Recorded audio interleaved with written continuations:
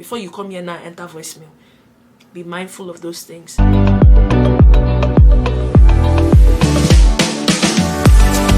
Hey guys, so my podcast, Just Say It by Favor Ojika, is now available on all your podcasting platforms. Please check the description box below for more information. Hi everyone, and welcome back to my channel. If you're new on my channel, my name is Favor Ojika, and I'm super excited to have you back here with me. Please do me well to subscribe to my channel when you have the chance. And if you're a returning subscriber, I appreciate you as always. I came into this country as a student, so I'll be sharing 5 things that I wish I knew before coming to the United States of America as an international student. Most of these things I kind of asked some of my friends. You understand? I wanted to be sure that we are all in the same boat. So, I reached out to a couple of people and they confirmed my, fears. If you guys know, and if you're an international student and you've been in the States, or if you're an international student in a different country, please let me know if you relate to these different things I'm about to talk about. And I want to hear your thoughts in the comment section. Please, let's make this as interactive as possible. The number one thing I actually wished I learned before coming here was, I wish somebody kind of sat me down and said, come madam, you need to learn how to do something. Like, you need to have like a side hustle, like some sort of skill, someone like me now as a girl, right? If I was in school and I kind of know how to like make hair, or I knew how to like bake, especially that making hair, like if I knew how to do it in Nigeria, I would have made bastard money in this country when I came.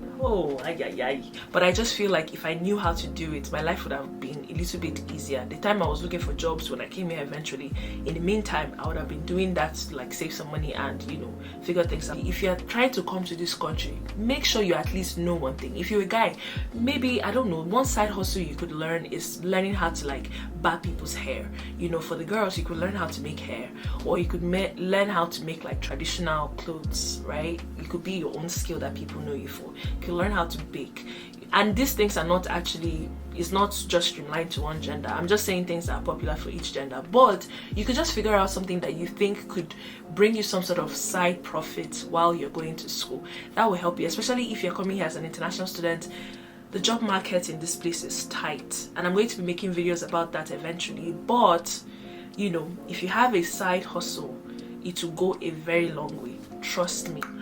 Number 2, I actually wish somebody taught me about culture shock. I actually didn't know anything about culture shock until I came to this country, and I'm actually glad that I kind of experienced it. I'm still experiencing it. Guess what? I'm going to my 8th year in this country, but I'm still experiencing it, because there are a lot of things that are not necessarily shock to me, but it's more of, I can never get used to that.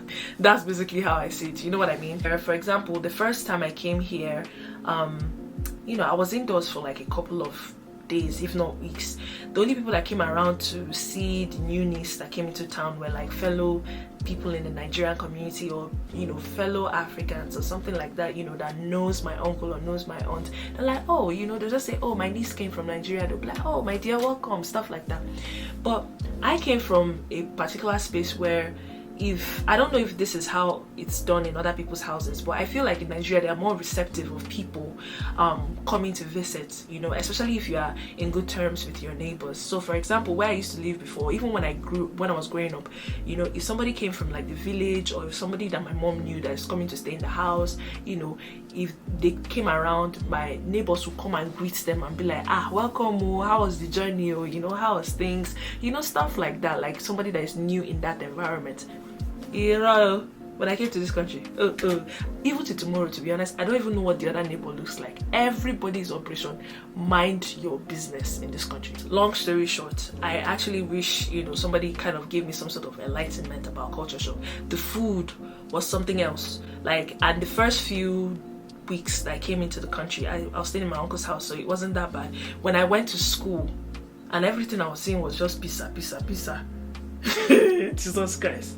A lot of baked foods. Like, it was just, I couldn't eat their normal food, so I ended up eating things that I thought I knew. So bagel became my best friend. I started eating bagel. I tried pizza, and I was like, okay, I guess it's not that bad. In my head, it was bread. Pizza was bread, so I just ate it. I remember this one time in my fellowship, it was crew that they would serve pepperoni pizza and some other pizza and sausage pizza and stuff like that, I'll always be eating pepperoni pizza. At first, when I heard the name pepperoni, I was thinking, oh, maybe it's pepper. Oh, Jesus Christ. We're having like an argument and I was like, I don't eat pork. No, I don't eat pork, please. I'm not used to eating pork. Pig meat, me. God forbid. And she's like, oh, all the pepperoni pizza you've been eating, what is that? I was like, that is not pork. She's like, yeah, it's pork. And I was like, wait, what? She's like, Favor, what did you think it was before? I was like, it's pepperoni now. I was thinking it was pepper. Even though, no wonder. Because I was always saying, what kind of pepper is this that is not peppery? She was just laughing that day. And it was funny. It was a lot of things to deal with, trust me. Little things that I actually did not know anything about. I know when you come here too, with that Nigerian mentality, you don't want to show like you don't want to show as if you don't know these things. Instead of you to ask questions. No, you want to be. That's how you got a top rat one day, you don't know. Anyway, I wish I actually learned an international language before coming to this country. For the most part, if somebody actually told me that learning a language was actually going to be very, very helpful to my life, although I would have learned the language. All the times I was sleeping in my friends' classes, I would have actually taken it more seriously, because then it would have kind of boosted my resume a little bit. Because another thing that employers look for, even on campus when you're looking for jobs, if they see that you have a second language, all of a sudden you look more exotic, you know, even on paper, you know, apart from your skill set, right? You stand out amongst other people. If I have 10 people that speak English, nothing extra, and they all have the same skill set, or I can actually work with them, or if I see somebody else that just has maybe French or German, they would want to interview me, you know. So if I did take French seriously, you know, it would have been an added advantage of my resume. However, it does not matter, because guess what? Igbo language is what? Is a language. So I put it there, even though they do not understand it, it's foreign. That's the whole point. It's foreign. So if you want to know more about it, you call me and you ask me questions. Chicken. Because at first I was belittling it, like, language, wait be that. No, it's good for you to learn other languages, but guess what? You also need to be proud of your own language. And guess what? This girl is a boutique. And you already know. I wish somebody told me that in America things are hard. Aye. Do allow the world to deceive you. Let me just start telling you now. I wish somebody told me that for every cent you earn, you have to work twice as hard. You understand? Most of international students could actually agree with this. Things are very expensive in this country. Like, there are some people that can afford it, obviously, but especially for international students, first of all, you have to pay all your school fees every semester. I mean, they give you graces and whatnot, but still, as compared to other people, you are not the same. Obviously, you're in another man's land, you're in a foreign country, so you have to, you know, meet up with the bills. And if it's something you cannot do, I'm begging you with God, weigh your options. Sometimes when people call me from Nigeria and they try to, you know, talk to me and whatnot, and they try to ask me questions, I try my best to help as much as I can. But other times when you try to tell them the truth, they think you are trying to stop them from coming to this country. That is not the case in any way. God is my witness. You understand? But what I want you to understand is the fact that things are not as easy as they seem. Also, America this, America that, is when you come here that your eye will tear. It will open like this and you shall see. So it's always a very good thing for you to do your research. That's what I always tell people, do your research. If it's something you can afford, why not? If it's something you know that you're going to be living from hand to mouth, trust me, take it from me firsthand. It's not worth it. Another thing that I wish I knew before coming to this country, or I wish somebody told me about, was how to manage finances. But let me tell you something, finances, if you're not careful, whatever it is you earn in this country, you spend it before you open your eye like this and close it. Finances is a very tricky thing, especially in this country. Debt is very easy for you to enter like that. So this thing they call credit. Credit is basically how the economy works in this country. And if you're the kind of person now that will go and apply for credit card and they manage to give you credit card without credit history, let's just say you want to build your credit, right? And then once you start, you now start spending everything. If you have a limit of $700, you know you don't have $700 in your account, or you don't need $700. But in your head, you're like, free money, I'll pay monthly, and you chop everything. Auntie, you shall be in debt. You just start seeing that you have a lot of credit card debts and you don't even know where to start from. It's a very huge trap that you need to be careful about. Don't give anybody an impression that you're living la vida loca when you're not. Because at the end of the day, you are the one that is going to be entering the basic. They'll be there dreaming, saying, oh, that girl is living her life. Don't get me wrong, we are all guilty of this, you know. There are some times where we're like, we look at somebody and be like, oh, their life is comfortable.